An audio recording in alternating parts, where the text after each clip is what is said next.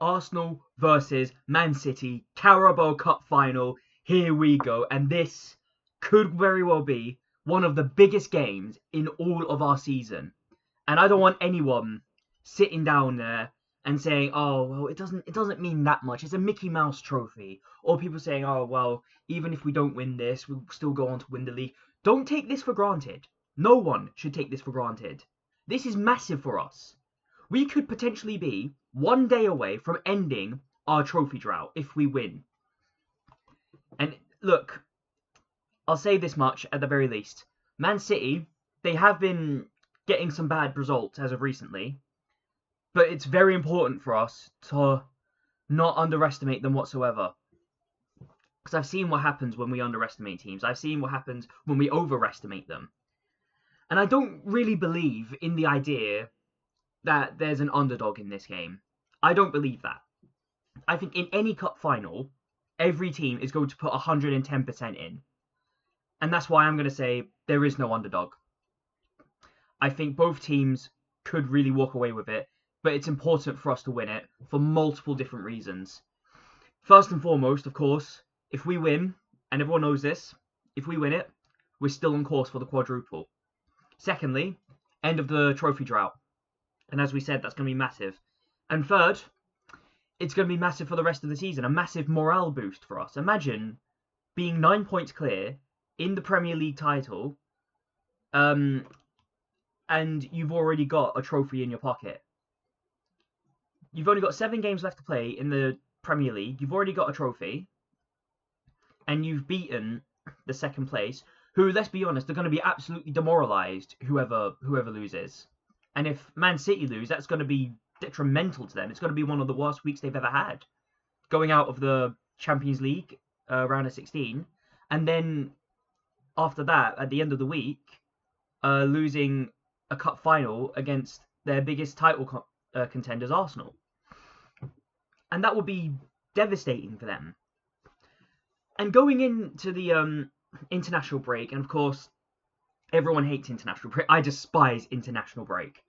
That's when injuries come out. That's when the managers of the countries don't think about the clubs as often.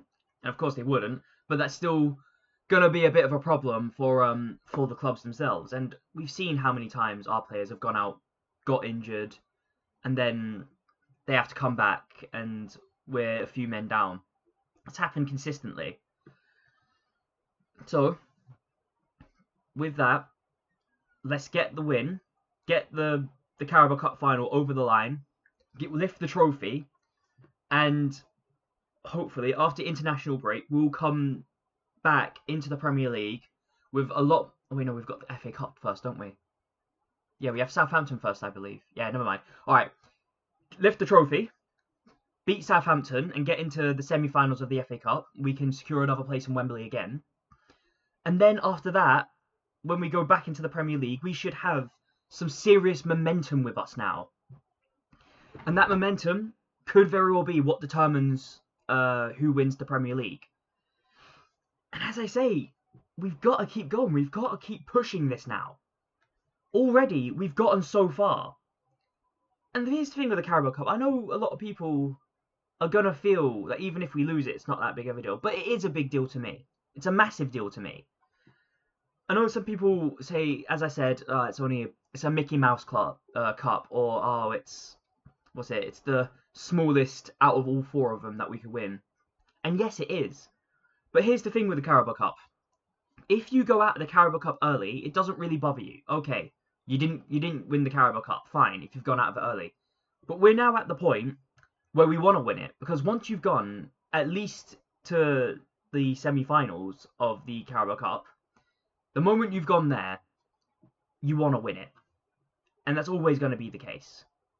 Now, we did beat Chelsea over the course of 2 legs, and you saw how people reacted when Kai Havertz scored that goal at the Emirates.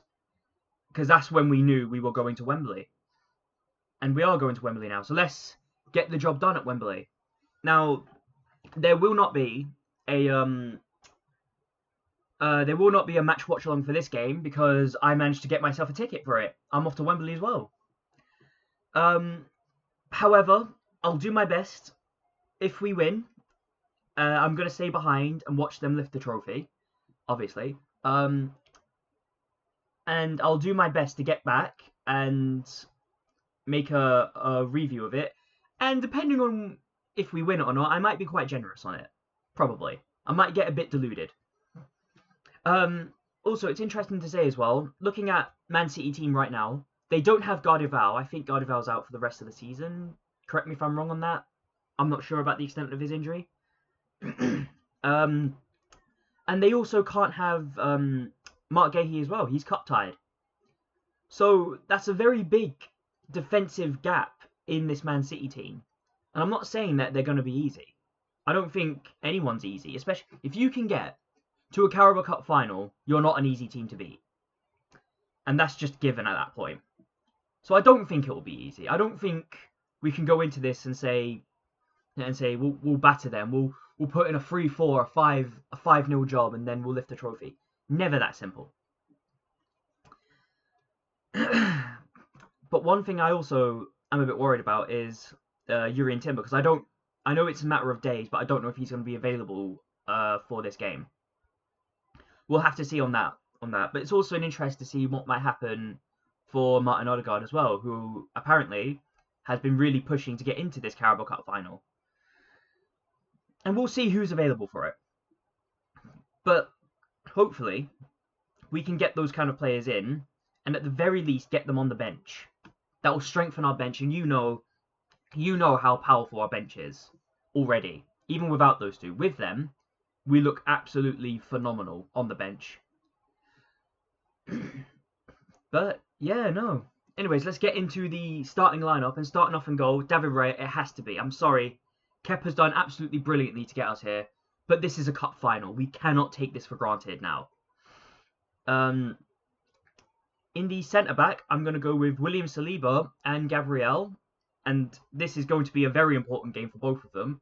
They need to now show that they can handle the pressure in a cup final.